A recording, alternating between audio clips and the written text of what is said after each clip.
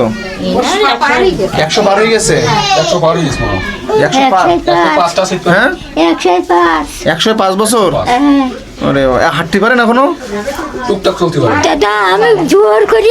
আসসালামু আলাইকুম। একজন খুব বয়স্ক মানুষ এবং তিনি খুব অসহায়, তার বাসায়ও আজকে আমরা ইফতারি পাঠানোর চেষ্টা করছি। চাচা একটু সরান, আমি তেল নিয়েছো? তেলটা আমার কাছে, তেলটা নাও। তো আমরা একটু তাদের বাসায়ও দেওয়ার চেষ্টা করছি। আলহামদুলিল্লাহ।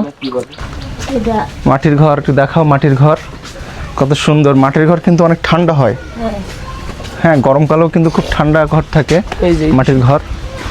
এই পাশেও মাটির ঘর আছে। এই বাসা আছেন?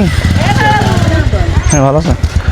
ওই যে আপনার হচ্ছে রোজার বাজার, ঈদের বাজার দিয়ে যাচ্ছি, আপনার তো কোনো খোঁজখবর পাওয়া যায় না। এই যে ইনি বয়স কত চলতেছে আপনার?